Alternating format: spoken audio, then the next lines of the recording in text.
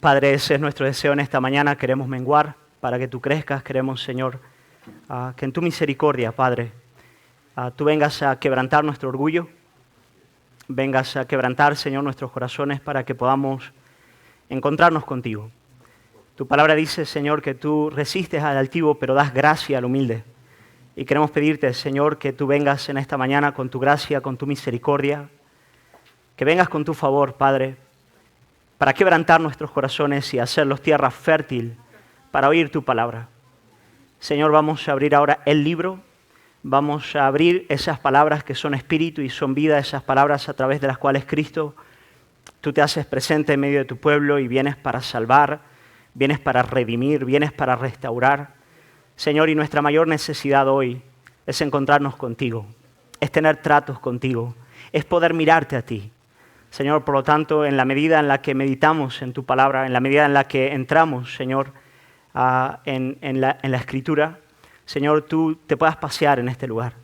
Señor, y tu Espíritu Santo pueda ir aplicando la verdad, Señor, a nuestro corazón para que podamos ver tu gloria, Padre, en la faz del Hijo, ver tu gloria en la faz del Hijo a partir de la Escritura. Señor, queremos encontrarnos contigo y eso es lo que te pedimos en esta mañana. Señor, quita toda distracción, Señor. Ayúdanos a estar plenamente atentos a tu palabra. Te lo pedimos en el nombre de Jesús. Amén. Amén.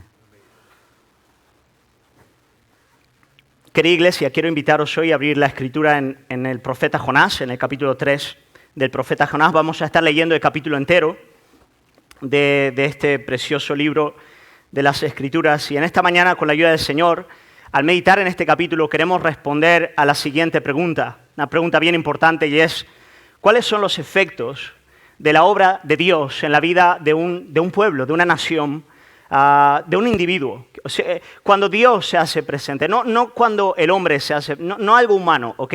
No algo meramente religioso, no algo que se pueda proyectar a partir del ambiente. Estoy hablando de Dios, cuando Él de verdad desciende, cuando Él hace una obra.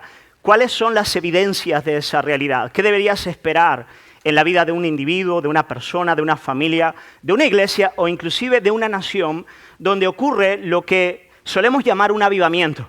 Un avivamiento. O sea, un avivamiento es una manifestación extraordinaria de Dios, el Espíritu Santo, en un lugar. Cuando Dios desciende con poder. ¿Os acordáis del Pentecostés? Esa idea. Cuando Dios desciende con poder, ¿qué es lo que ocurre en ese lugar? Pues nada, Jonás capítulo 3, vamos a leer el texto entero y vamos a hacerlo para ver lo que ocurrió en aquel lugar cuando Dios se hizo presente. Y de verdad, hermanos, es mi oración que eso ocurra en nuestras vidas, en la iglesia, en mi casa, en mi corazón. Y oro para que ocurra en este lugar, hoy, ahora, ¿por qué no? ¿No es verdad?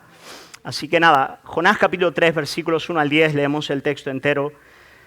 Dice así la palabra del Señor. Vino palabra de Jehová por segunda vez a Jonás, diciendo, levántate y ve a Nínive, aquella gran ciudad, y proclama en ella el mensaje que yo te diré.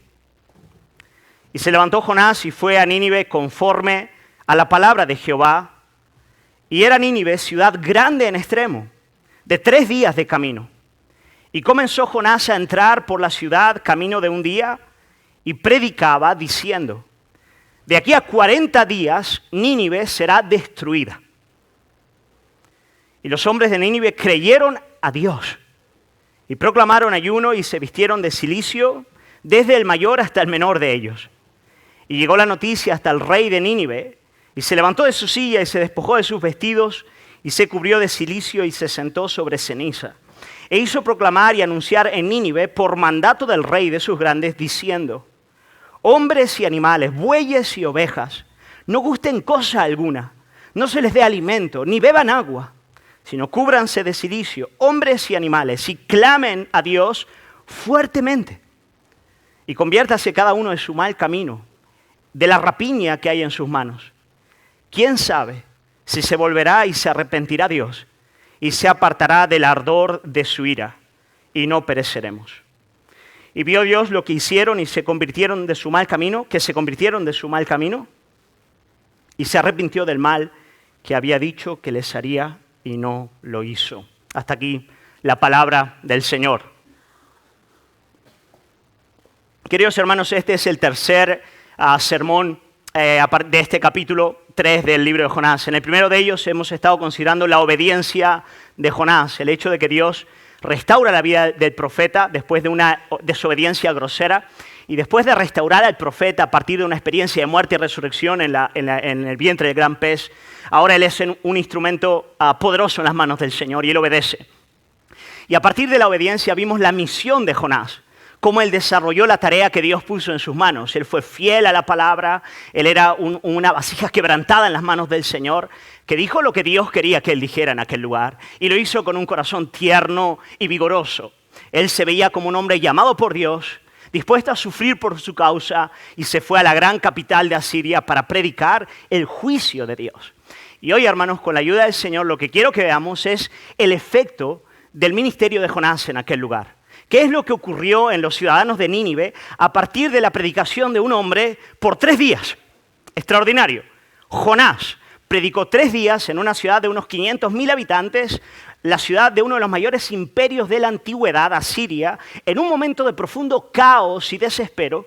Y hermanos, lo que ocurrió en aquel lugar no tiene parangón en la historia del Antiguo Pacto. Un avivamiento de tales dimensiones en un lugar tan difícil que vale la pena de verdad mirar y ver, ¿cómo es posible que esto haya ocurrido? Y hermanos, vamos a ir al texto para ver cuáles son los efectos, cuáles son las evidencias, las marcas de una verdadera obra de Dios, de un mover del Espíritu Santo, de un genuino avivamiento. Nada, Biblia abierta, vamos a ir texto a texto y vamos a ir meditando en el asunto. Hermanos, la primera marca de un verdadero avivamiento lo vemos al leer los versículos 4 y 5. 4 y 5, bien interesante. Dice, y comenzó Jonás a entrar por la ciudad, camino de un día, y predicaba diciendo, de aquí a 40 días Nínive será destruida. Ahora, hermanos, Jonás era un hombre de barro como nosotros. No le brillaban los ojitos. No tenía una aureola brillante en la cabeza.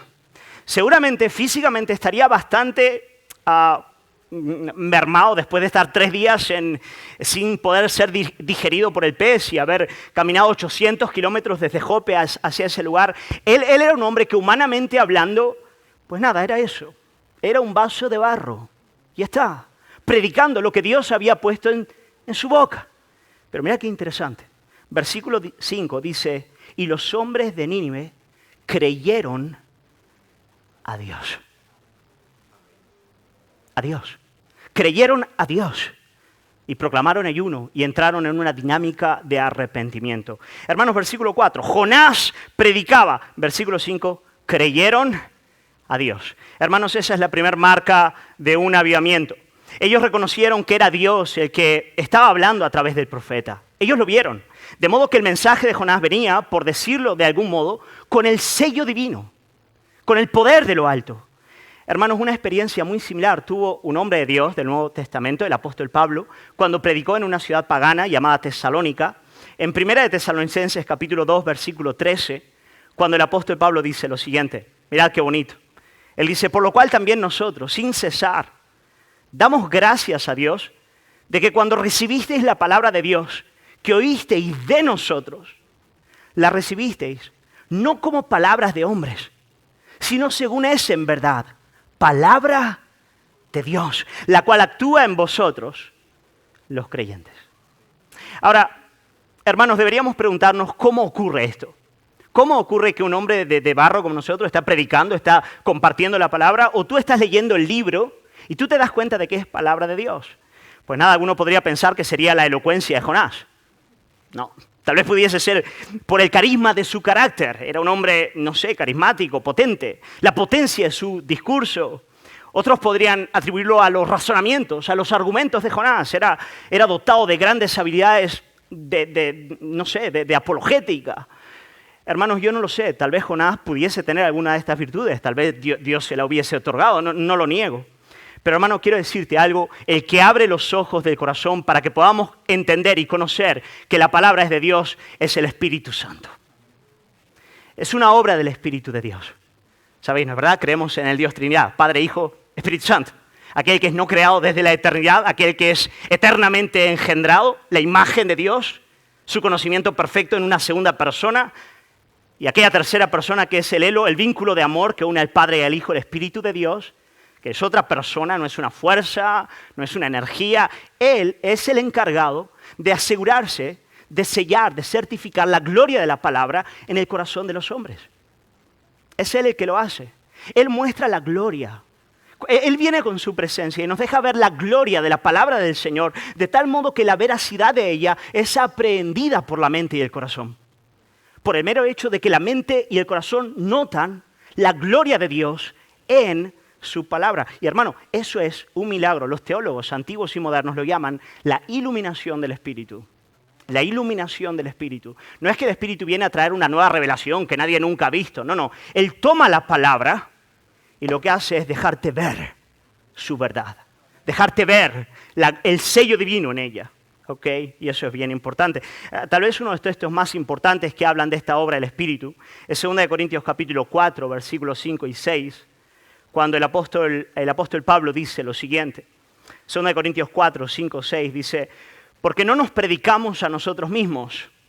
O sea, Pablo no era un exhibicionista, él no quería mostrar su elocuencia, su conocimiento, no nos predicamos a nosotros mismos, sino a Jesucristo como Señor. Este es el mensaje cristiano. Jesucristo como Señor y a nosotros como vuestros siervos por amor de Jesús. Ya está, no hay más. Y ahora, porque Dios, que mandó que de las tinieblas resplandeciese la luz, es el que resplandeció en nuestros corazones para iluminación del conocimiento de la gloria de Dios en la faz de Jesucristo. Fíjate, Pablo está diciendo, mira, yo no me predico a mí, yo predico a Jesús, punto. Pero para que tú puedas ver la veracidad de Él, tiene que ocurrir algo. Algo que es extraordinario, algo que es semejante a lo que ocurrió en el principio de los tiempos cuando Dios dijo, sea la luz, y fue la luz. El Espíritu tiene que operar eso en tu corazón para que tú puedas ver y entender la palabra. Hermanos, nuestra incapacidad de recibir la palabra de Dios, como verás, no se debe a que haya algún defecto en ella, como si ella tuviese que ser defendida por los hombres, ¿no es verdad? Qué ridículo. Hermanos, la Escritura como palabra de Dios es suficientemente clara, razonable y relevante para que todo ser en el universo debiese postrarse delante de ella. La palabra de Dios brilla con luz propia, pero nosotros somos ciegos y sordos delante de ella. Y ahí está el problema, hermano, el sol puede brillar. Algunos dicen, a mí me gustaría que yo creería si Dios lo pone grande en el cielo. Bueno, Dios lo ha puesto grande en todas partes, especialmente aquí y aquí. No, el problema no es ese. El problema es que el hombre no quiere ver. Hay una rebelión en su corazón, una búsqueda de autonomía que le ciega a tal grado que él no quiere ver la verdad en la palabra. Por lo tanto, es una gracia de Dios el que alguien lo vea. ¿Se acordáis cuando Jesús le hace aquella pregunta a los discípulos? Hey, ¿quién dicen los hombres que soy? Caminando por el camino y Jesús lanza la pregunta más importante en todo el universo, ¿no? Para toda la eternidad. ¿Quiénes dicen los hombres que soy? Bueno, ellos dicen, bueno, algunos dicen que eres un profeta, algunos piensan que eres la reencarnación de Jeremías, no sé, de Elías tal vez, de Juan el Bautista que volvió a la vida. Eso es lo que la gente dice. Y ahí Jesús mira a los suyos y les dice, ¿y vosotros, quién decís que soy? ¿Se acordáis las palabras de Pedro? Pedro a veces nos llena de orgullo, ¿no es verdad? Digo el otro Pedro. Él mira a Jesús y le dice, tú eres el Cristo, Mesías, Mesías, tú eres el Cristo, el que cumple las promesas del antiguo pacto. Tú eres el enviado por Dios, tú eres el Cristo. Pero no se queda ahí. Le dice, el Hijo del Dios viviente. Y hermano, claro, para que a Pedro no se le suba en la cabeza, porque así era Pedro, ¿no es verdad? Jesús rápidamente le mira y le dice, bienaventurado eres, Simón, hijo de Jonás. O sea, más que feliz eres. Si respondes así, eres la persona más bienaventurada en la faz de la tierra. Has visto lo más extraordinario que un hombre puede ver, el tesoro escondido. Bienaventurado eres, Pedro. ¿Pero por qué? Porque esto no te lo reveló carne ni sangre. Esto no te lo reveló ningún hombre. Esto no llegaste por el propio ejercicio de tu intelecto a esta realidad. No, esto no te lo reveló carne ni sangre, sino mi Padre que está en los cielos. Hermano, cuando aquella gente en Nínive le creyó a Dios a partir de un vaso de barro, como era Jonás. La única explicación para eso es una obra extraordinaria del Espíritu Santo de Dios. Y sabes, cuando hay un avivamiento, eso es lo que ocurre. El Espíritu desciende en un lugar de tal manera que da igual, hermanos, puede predicar Pepito el Grillo, ¿me explico? O sea, si es bíblico, si se ciñe a la palabra, si lo hace en el Espíritu, hermano, la gente lo va a oír y va a creer. ¿Lo podemos producir? No. ¿Podemos orar por eso? Todos los días. Hermano, sé fiel a la palabra. Predícala a diestra y a siniestra. Y ora y dile, Espíritu Santo de Dios, vence la rebelión de los corazones en esta tierra. Señor, quebranta, da ojos que vean, da oídos que oigan. Gánales, Señor, dales una paliza. Digo, sabéis, en el buen sentido. Hermanos, lo primero que vemos en un avivamiento es esta obra del Espíritu Santo de Dios por la que ilumina el corazón de los hombres para que ellos puedan ver en la verdad de la palabra la gloria de Cristo y creerla. Y creerla de verdad, abrazarla en sus corazones. Si tú has sido partícipe de esa realidad, bienaventurado eres. Bienaventurado eres porque nadie te lo enseñó, no llegaste a eso por tu fuerza, lo hizo el Señor. Amén. Hermanos, muy bien, eso es lo primero, iluminación espiritual. En segundo lugar, ¿qué ocurrió con los hombres de Nínive cuando ellos oyeron a Dios, le creyeron a Dios en las palabras del profeta? ¿Qué les ocurrió? Bueno, lo primero que les ocurrió es que hubo un extraordinario despertar espiritual. Los hombres de Nínive despertaron a la realidad de Dios y a la condición de sus corazones delante de Él. Eso es lo primero que ocurrió. Si os imagináis, en aquella ciudad es posible que hasta ese día en el que Jonás predicó por primera vez, ellos estuviesen atareados, ¿no?, en la satisfacción de sus diversos dioses. Era una nación politeísta, ¿no? Así que tal vez veían que las cosas no iban bien, pero nada, estaban bastante seguros de sí mismos, intentando solventar las problemáticas de la gran capital de Asiria, preocupados tal vez por cuestiones como la política, la economía, la salud. Y entonces llegó Jonás y comenzó a predicar el juicio de Dios. Y hermanos, por primera vez en sus vidas, ellos despertaron a las realidades eternas. A que lo más importante en la vida del hombre es su relación con Dios. Es la condición en la que se encuentra delante de Dios. Es extraordinario ver la preocupación del rey en el versículo 9. El rey dice, ¿quién sabe si se volverá y se arrepentirá Dios y se apartará del ardor de su ira? Hermanos, ¿os imagináis al rey hablando en esos términos? El rey no estaba preocupado por las amenazas políticas para la nación, por la crisis económica, por el estado de la nación. No eran esas clases de conversaciones las que tenían en su gabinete. No, hermano, ni las clases de conversación que había en la ciudad. Hermanos, comenzó una preocupación por Dios, por su gloria, por estar bien con Él. ¿Sabes? La Biblia dice que el alma de un hombre vale más que el mundo entero. Y de repente ellos se dieron cuenta de esa realidad, despertaron a esa realidad. Y eso es una marca de un verdadero avivamiento. De repente aquellos que estaban el tiempo entero hablando de los problemas económicos, de la salud, de la pandemia, ¿no es cierto?, de tantas cosas, de repente es, hey, yo tengo que estar bien con Dios. Uno de los mayores avivamientos de la historia ocurrió en Estados Unidos en el siglo XVIII, 1730-1740. Uno de los instrumentos de Dios en ese avivamiento se llamaba Jonathan Edwards. Ese avivamiento se conoció como el Gran Despertar. Y es tan bonito ver lo que Edwards cuenta de lo que ocurrió cuando el Señor empezó a moverse en todo el país, en toda Nueva Inglaterra en aquella época. Y mira lo que dice en su diario Jonathan Edwards. Él dice, es digno de observar que en esta época extraordinaria, de pronto las personas mostraban un espíritu de profunda preocupación. Algunos en su casa y otros andando por el camino, algunos en el bosque y otros en el campo, algunos mientras conversaban y otros en la soledad, algunos niños, algunos adultos, algunos ancianos. A veces eran dominados por fuertes sensaciones de las grandes realidades eternas. En todos los sectores de la ciudad, la gente de todas posiciones y edades, en todos ellos cundió una profunda preocupación por las grandes verdades de la religión y de la eternidad. Hermanos, necesitamos eso en nuestro tiempo, ¿amén? Necesitamos que el Señor despierte eso en la ciudad en la que estamos viviendo. El Espíritu vino, trajo luz, eso trajo un despertar espiritual en toda aquella región, en toda Siria. Y ese despertar espiritual, hermanos, fue acompañado por un profundo arrepentimiento. por un profundo arrepentimiento. Y ese es el énfasis que vemos en los versículos 5 al 9, ¿es verdad? Y los hombres de Nínive creyeron a Dios, dice, y proclamaron ayuno y se vistieron de cilicio desde el mayor hasta el menor de ellos.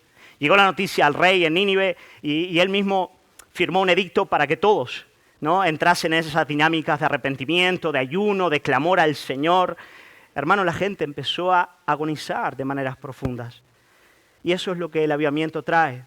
Este arrepentimiento que comenzó en las gentes del pueblo, alcanzó a las más altas esferas del poder, incluyendo al rey. Fue tal la conmoción social que el rey promulgó en efecto un edicto llamando al pueblo, todos ellos, a ayunar, a orar, hasta los animales, hermano.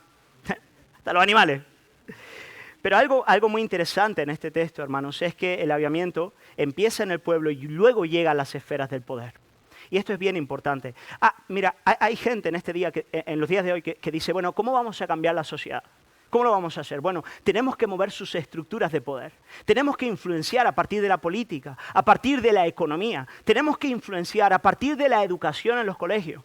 Ahora, yo quiero decirte algo. Todo eso es válido. Genial. Hagámoslo.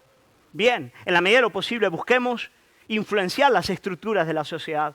Pero, hermano, en los avivamientos aprendemos algo que es muy importante. Y es que si el corazón del hombre no cambia, la estructura de nada vale. Hermano, tú puedes querer cambiar cuanto quieras. Las leyes, los sistemas, las estructuras de poder. Pero al final del día, siguen siendo ciertas las palabras de Jesús cuando Él dice que no es lo que entra en el hombre lo que contamina al hombre, sino lo que sale del hombre. Eso es lo que contamina al hombre. Porque del corazón salen los malos pensamientos, los adulterios, las fornicaciones, los homicidios. Hermano, el evangelio y el avivamiento lo que vienen es a cambiarnos ¿dónde? En el corazón. Y eso es lo que ocurre en el verdadero avivamiento, cuando el Espíritu viene. El despertar espiritual, Él viene con poder a nuestras vidas, nos saca de la infantilidad provocada por el pecado y nos hace seres plenamente responsables delante de Dios. Dejamos de vernos como víctimas del sistema o como enfermos que necesitan terapia. Y pasamos a vernos como gente que necesita arrepentimiento. Hermano, tal vez una de las mayores tragedias de nuestra sociedad es que ha cambiado el pecado por una enfermedad, ¿no es verdad? Y cuando estás enfermo de algo, claro, eres una víctima de algo. No hay mucha esperanza. No hay. Puedes intentar sanarte de alguna manera, pero a veces no funciona. Pero hermanos, cuando entendemos que la gravedad de nuestro problema se llama pecado, hermano, por un lado es mucho más doloroso porque parece más agradable llamarlo enfermedad, pero quiero decir algo, cuando tú te das cuenta de que no es enfermedad, que es pecado, que lo que necesitas no es una sanidad emocional, necesitas arrepentimiento. Cuando te das cuenta de eso, ahí despierta una nueva esperanza. Porque entonces el pecado no es intrínseco a la realidad, el mal no lo es. Somos responsables, hermano. Y el Señor nos llama al arrepentimiento. Entonces nos damos cuenta de que el gran problema en nuestras vidas no es la suegra, hermano.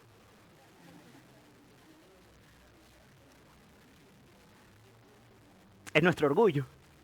El gran problema de nuestras vidas no es que el vecino tenga un puesto superior en el trabajo. Es nuestra envidia. El gran problema en nuestras vidas no es que nos guste la buena vida, es que somos perezosos. El gran problema de nuestras vidas, hermano, no es que no sabemos controlar nuestros apetitos, es que somos lascivos. El problema de nuestras vidas, hermanos, no es que tenemos altos propósitos y grandes metas, es que somos ávaros. Hermano, escúchame, yo sé que suena bien pesado, pero es el principio de la redención. Si no hay arrepentimiento, hermano, no hay salvación. Es tan precioso ver que cuando Jonás empezó a predicar en aquel lugar, no solamente hubo arrepentimiento, pero el arrepentimiento se manifestó con una medida de dolor profundo. Si os dais cuenta, ellos experimentaron ese arrepentimiento a partir del ayuno y de vestirse de cilicio. Lo dice el texto una y otra vez en el versículo 5, versículos 7 y 8 lo vemos en el mandato del rey. Todos tenían que ayunar, tenían que dejar de comer, tenían que vestirse de cilicio, que era una ropa bueno, que era dolorosa, áspera, ¿no es verdad? Que dolía en el cuerpo. De modo que todas estas eran expresiones de una medida de dolor, de agonía, de angustia. Y es verdad que eso puede ser algo meramente externo, ritual, hipócrita, pero no fue el caso bajo ningún concepto. En el versículo 10, Dios mismo da su veredicto de lo que estaba ocurriendo y dice, y vio Dios lo que hicieron, que se convirtieron de su mal camino. Por lo tanto, todo aquello era muy sincero de parte de esta gente. Hermanos, y todo esto nos enseña que a la hora de arrepentirnos, ¿sabes? No es suficiente solamente con un entendimiento intelectual del pecado. Tiene que haber una medida de dolor operando en el alma. Tiene que haber una herida. ¿Me explico? Una herida. A veces tú te preguntas, hey, ¿por qué no cambio? ¿Por qué no cambio? Yo lo entiendo, yo lo veo. Ya, pero no cambio. Vale, lo que necesita es arrepentimiento, pero de verdad. O sea, que la herida llegue a tal grado que abra brechas y la gracia pueda penetrar. Hermano, y cuando el Espíritu opera de maneras poderosas, eso es lo que vemos actuando. Aquellos que tenían una mera aprehensión de la realidad del pecado, de repente empiezan a sentir dolor, pero un dolor profundo. Uno de los países del mundo donde hubieron más avivamientos y moveres de Dios extraordinarios fue en Escocia. Cuenta la historia que en el siglo XVII, 1600 y poco, un predicador joven y tímido llamado John Livingstone, lo invitaron a predicar porque parece que el predicador que le tocaba predicar no pudo ir en una ciudad escocesa llamada Shotts, ¿ok? Y es bien interesante lo que cuentan las narrativas de la historia de lo que ocurrió en ese domingo donde este joven estaba predicando. Mirá qué interesante. Dice, mientras predicaba con un estilo tímido y sencillo, el Espíritu de Dios vino sobre él y 500 se convirtieron de sus pecados, algunos cayendo al suelo, algunos teniendo que ser llevados fuera del recinto, otros salían gimiendo de agonía que seguía durante días. Pero como resultado solamente de ese sermón, 500 personas se añadieron a la iglesia de manera firme, permanente y auténtica. Hermanos, necesitamos eso en nuestro tiempo. Lo necesitamos desesperadamente, lo necesitamos en nuestros corazones. Necesitamos que el Espíritu opere de este modo. Pastor llamado Sinclair Ferguson dice lo siguiente. Dice, la iluminación del Espíritu es gloriosa, pero también puede ser aterradora. Ella expone necesidades de nuestros corazones y pecados de nuestras vidas que nosotros nunca imaginamos que estaban ahí. Pero también es gloriosa, porque esa misma luz puede sanarnos y consolarnos. Dios, en su infinito conocimiento y perfecta sabiduría, no solo quebranta nuestro interior, sino que derrama su gracia aplicando el bálsamo medicinal de su amor. Hermano, yo quiero decirte algo, por favor, por el bien de tu alma, no te canses hasta que el arrepentimiento no llegue hasta ahí. No llegue hasta ahí. No llegue hasta ese punto.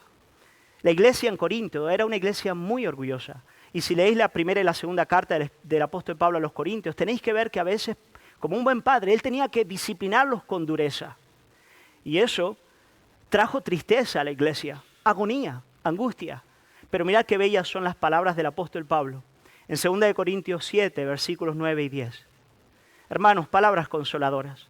Pablo dice, ahora me gozo, no porque hayáis sido contristados, sino porque fuisteis contristados para arrepentimiento. Porque habéis sido contristados según Dios, para que ninguna pérdida padecieseis por nuestra parte. Porque la tristeza, toma nota de esto, iglesia, porque la tristeza que es según Dios produce arrepentimiento para salvación, de que no hay que arrepentirse. Pero la tristeza del mundo produce muerte. Hermano, por lo tanto, si el Señor te lleva a esos lugares, agradécelo. Y si no estás ahí, pídeselo. Dile, Señor, dame esa gracia. En el avivamiento, gente que estaba muy segura de sí misma, gente muy orgullosa, religiosamente firme, como un roble, pensando que podían comerse al mundo, riéndose de los problemas. Esa gente cae al suelo rota. Y de repente, a partir de ahí, el Señor empieza a hacer una obra extraordinaria, profunda, sincera. Tal vez eso es lo que muchos necesitamos. Yo oro eso por mi vida, oro eso por la iglesia, oro eso por Granada. ¿no? Oro eso por esta ciudad, por esta nación, que Dios lo haga, porque sé que cuando eso ocurra, la gracia, el Evangelio, la cruz va a brillar con toda su potencia. O sea, tú vas a hablar de la gracia y aquellos que están rotos van a beber como aguas del perdón de Cristo. Es lo que va a pasar. Hermanos, iluminación del Espíritu Santo es lo primero. Iluminación, en segundo lugar, un despertar espiritual que se manifiesta de manera muy especial a partir del arrepentimiento. Pero no solamente eso. Hermano, aquellos ninivitas, ellos se convirtieron de sus malos caminos. Esto es bien interesante. El rey, versículo 8, les dice: cúbranse de silicio hombres y animales y clamen a Dios fuertemente y conviértase cada uno de su mal camino y de la rapiña. Rapiña aquí también puede traducirse como violencia.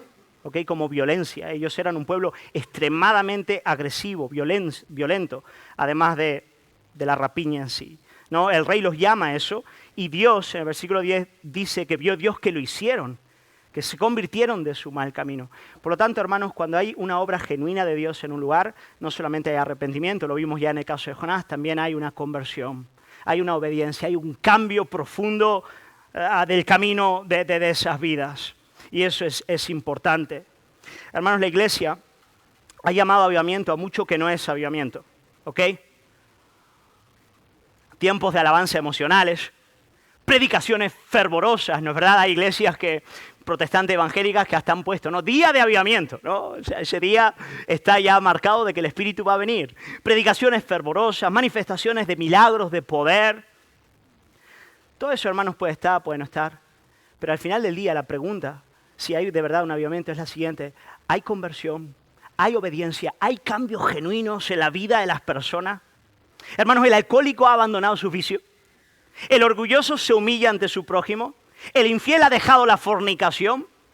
Los padres se han volcado hacia sus hijos. Los matrimonios están juntos, se aman. Hay deseos de orar. Hay deseos de leer la Biblia. Hay amor entre los hermanos. Hermano, cuando el Espíritu desciende, estas cosas ocurren de verdad.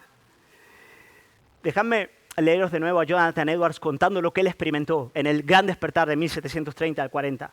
Él estaba viendo lo que ocurría y decía: hay un cambio grande entre adultos y jóvenes en cuanto a la bebida, a frecuentar los bares, usar lenguaje profano y ropa inapropiada.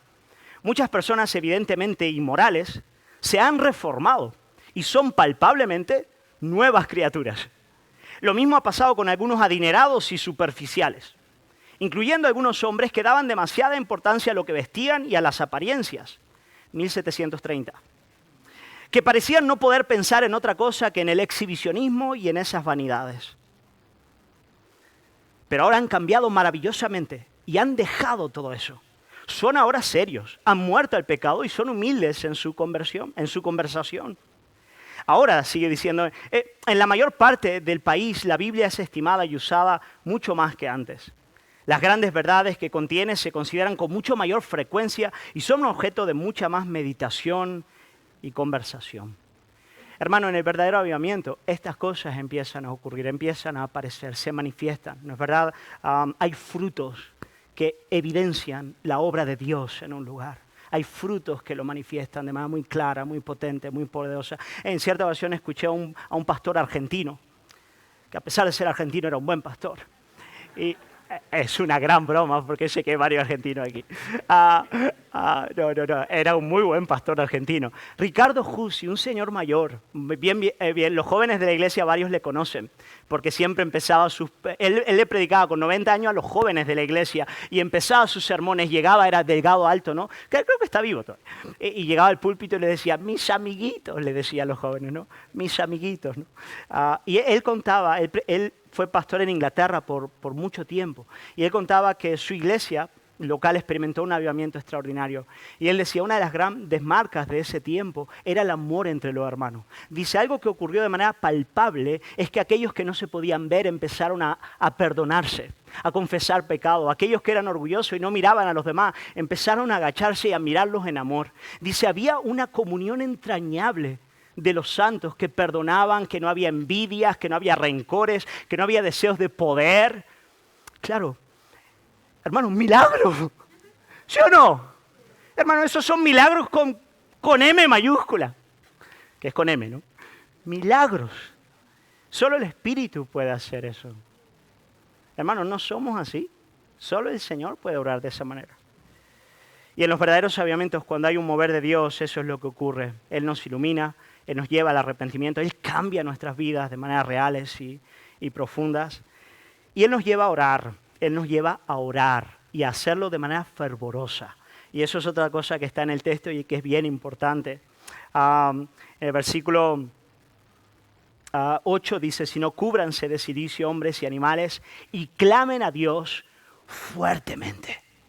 Hermano, una de las grandes características de ese mover de Dios en la historia, en los avivamientos, es esa oración fervorosa, ese clamor intenso delante del trono de la gracia. Los ninivitas posiblemente lo hicieron por primera vez, porque por primera vez oyeron hablar del Dios vivo y verdadero creador de los cielos y la tierra manifestado a Israel y a sus profetas.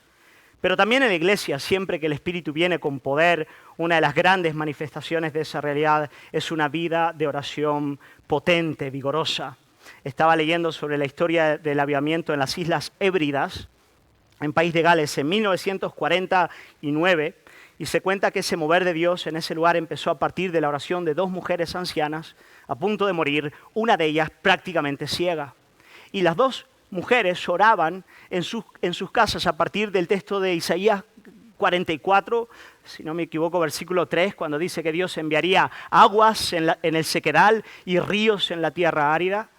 Y dice que un ministro del Evangelio fue a orar con estas dos mujeres y el Señor le tocó de tal manera que él dijo, hey, estas dos mujeres conocen a su Dios de verdad, tienen comunión con Él. Y él llamó a otros 7 hombres, algunos de ellos ministros también, pastores en aquel lugar, y empezaron a orar todas las noches.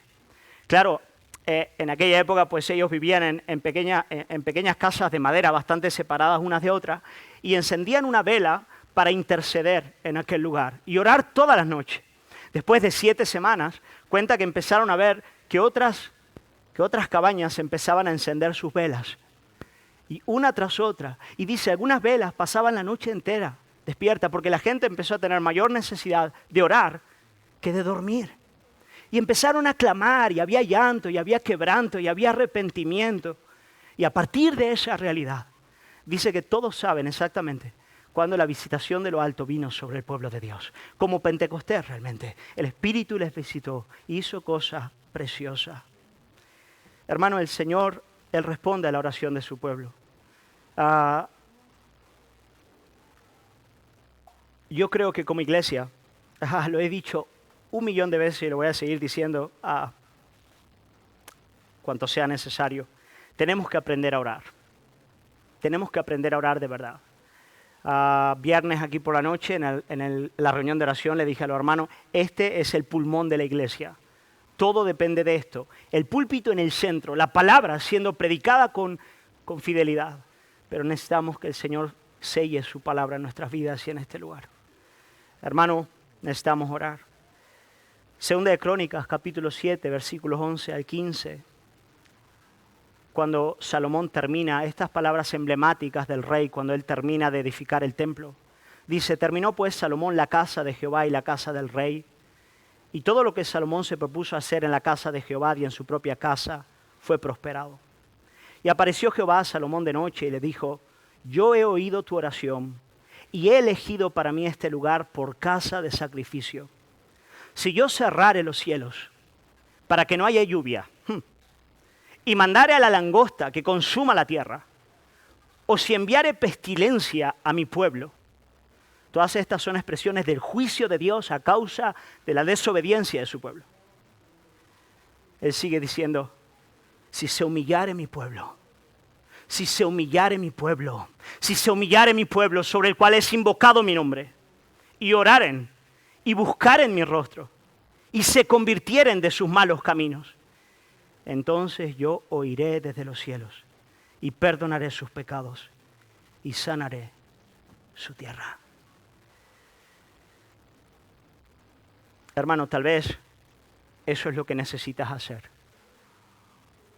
Ves la realidad de tu matrimonio, la realidad de tus hijos, la realidad de la iglesia, la realidad del tiempo que estamos viviendo, el tiempo tan difícil que nos ha tocado vivir.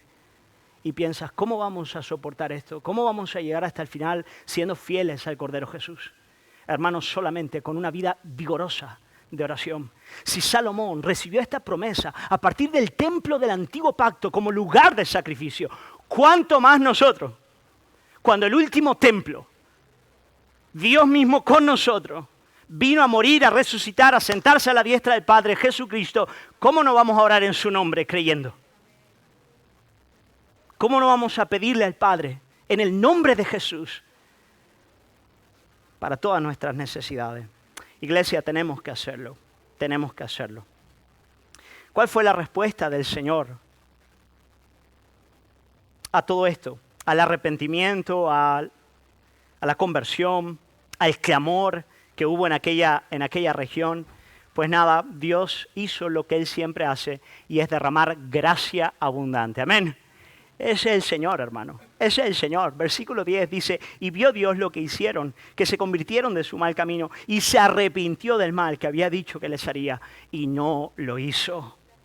Hermanos, aquí Dios cumple lo que más adelante diría a partir del profeta Jeremías, capítulo 18, versículos 7 al 8, cuando dice la palabra, en un instante hablaré contra pueblos y contra reinos para arrancar, derribar, destruir.